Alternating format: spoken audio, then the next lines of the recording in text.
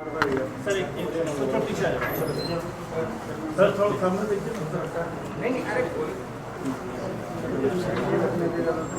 आज विधानसभा झारखंड चुनाव के संबंध में पीसी रखी गई है। एमसीसी हमारे पूरे ज़िले में लागू हो गया है। नोटिफिकेशन जो है वो 18 October 2024 Friday. Last date of making nominations 25 October 2024। Date of scrutiny of nominations 28 October 2024 और last date of withdrawal of candidature ये 30 अक्टूबर 2024 है। Date of poll 13/11/2024। Date of counting 23/11/2024 है। साथ ही date before election shall be completed 25/11/2024 है। हमारे पूरे क्षेत्र में कुल मिला के 1913 बूथ हैं इस बार, जिसमें से 711 बूथ अर्बन क्षेत्रों में है और रूरल क्षेत्रों में 1202 बूथ हैं। मतदाताओं की कुल संख्या में मेल हमारे कुल मिला के 9,33,684 हैं और फीमेल हमारे 9,49,742 हैं। थर्ड जेंडर 163 है हमारे यहाँ। 85 प्लस वोटर्स में भी हमारे यहाँ पर कुल मिला के संख्या जो है वो 3,461 है जो कि फीमेल है और 3,281 है जो कि मेल है। दिव्यांग मतदाताओं में भी हमारे पास कुल संख्या 15,945 है। लगभग 15 कोषांग हमारे ज़िले में ऑलरेडी गठित किए जा चुके हैं जो अपना कार्य स्टार्ट कर चुके हैं ऑलरेडी। एमसीसी कोषांग जो है हमारा आज से लागू हो जाएगा।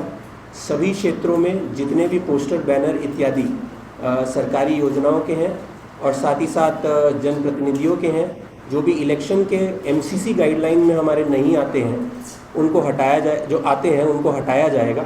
और साथ ही साथ सभी अर्बन लोकल बॉडीज़ और सभी बीडीओज़ अपने क्षेत्र में इंश्योर करेंगे, एसडीओज़ मॉनिटर करेंगे और ADM law and order supervise करेंगे।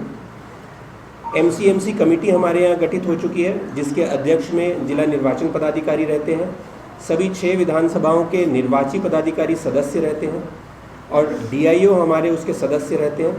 साथ ही साथ हमारे आकाशवाणी के transmission executive Shri Rajeev Ranjan Tiwari, Shri Srinivas journalist और डीपीआरओ हमारे यहाँ पर सदस्य सचिव रहते हैं। इसके साथ साथ पूरे क्षेत्र में विधि व्यवस्था हेतु 18 फ्लाइंग स्क्वाड टीम्स बनाई जा चुकी हैं। Static surveillance teams 21, video viewing teams 6, video surveillance teams 14, accounting team 6, sector officer कुल मिला के 233 और एमसीसी टीम्स हमारे यहाँ टोटल 14 लगाई जा चुकी हैं। इसमें भी हमारे यहाँ भारी संख्या में पर्सनल लगे हुए हैं और रिक्वायरमेंट ऑफ पोलिंग पर्सनल लगभग हमारे पास 9,182 है, जिसका विवरण अभी हमारे कार्मिक कोषांग द्वारा किया जा रहा है। सभी का डेटा लिया जा रहा है, उसकी एंट्री करते हुए हम लोग सभी को अपॉइंटमेंट लेटर्स भी रिलीज़ करेंगे। इसके अलावा कोई भी आपको और अधिक जानकारी चाहिए हो तो आप लोग संपर्क। कॉपी हम लोग को नहीं मिलेगा इसका? कॉपी बिल्कुल मिलेगा, अभी करवा देते हैं। अभी खबर ठीक से बन पाता है, कुछ छूटता है कुछ नहीं है, इसका कॉपी सभी को अवेलेबल करवा देते हैं। 2 चरणों में जो चुनाव हो रहा है कितना चैलेंजिंग है आपके लिए? नहीं, हम लोगों के ज़िले में जो है वो एक ही चरण में चुनाव है और 13 तारीख को उसका पोल है, तो हम लोग उसी अनुसार कार्य करेंगे। 13 तारीख जी, 13 नवंबर। यहाँ एक कल्चर आया जो कि छठ पर्व महापर्व है, उस समय स्वयंसेवी संगठन राजनीतिक दल के लोग प्रसाद वगैरह को वितरण करते हैं, वस्त्र वितरण करते हैं और खासकर वैसे परिवारों के पास से जाता है जो ज़रूरतमंद है और व्रतधारी, तो क्या वो वितरण कर पाएंगे नहीं कर पाएंगे? इन सभी चीज़ों को हम लोग एमसीसी गाइडलाइन के तहत ही देखेंगे और जो भी इलेक्शन कमीशन ऑफ इंडिया का हमारे को डायरेक्शन रहेगा, सीओ सर का डायरेक्शन रहेगा, उसी के तहत हम उस पर कार्य करेंगे। कोई भी राजनीतिक रूप से कोई भी कार्यक्रम नहीं किया जा सकता है एमसीसी के समय में। सामाजिक संगठन कर सकते हैं, उसको हम लोग एमसीसी की गाइडलाइन के तहत देखते हुए उसके बारे में फर्दर बताएंगे। जिस योजना का उद्घाटन हो गया उसका काम सब पूरा होगा कि नहीं? जिस योजना का शिलान्यास हो गया है, अगर कार्य चालू नहीं हुआ है तो उसका कार्य अब चालू नहीं किया जा सकता है। जिन योजनाओं का कार्य चालू किया जा चुका है उसको कंटिन्यू रखा जा सकता है और शिलान्यास अगर किसी का नहीं हुआ है तो अब कोई शिलान्यास नहीं किया जा सकता है। सभी विभागों से हम लोग इसके संबंध में भी एक जानकारी प्राप्त करेंगे जितने भी हमारी कार्यकारी एजेंसी हैं वो हमें एक विवरणी देंगे किस योजना का कार्य प्रारंभ हो चुका है, किसका शिलान्यास हो चुका है परंतु कार्य प्रारंभ नहीं हुआ है, किसका उद्घाटन हो चुका है। वो पूरी विवरणी के अनुसार ही हम लोग फिर आगे उन पर ऐड करेंगे। मतलब उद्घाटन हो गया, काम शुरू नहीं हुआ तब? नहीं, शिलान्यास हो गया, काम शुरू नहीं हुआ तो अब की तारीख में काम शुरू नहीं किया जा सकता।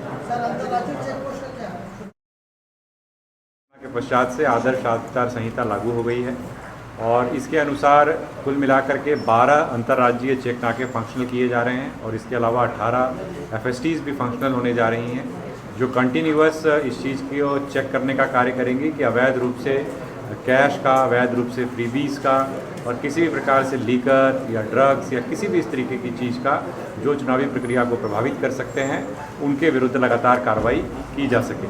आज इन्फोर्समेंट एजेंसीज़ के साथ भी इस संदर्भ में बैठक हुई है और पिछले चुनाव के दौरान भी बड़ी मात्रा में जो है सीजर्स हुए थे।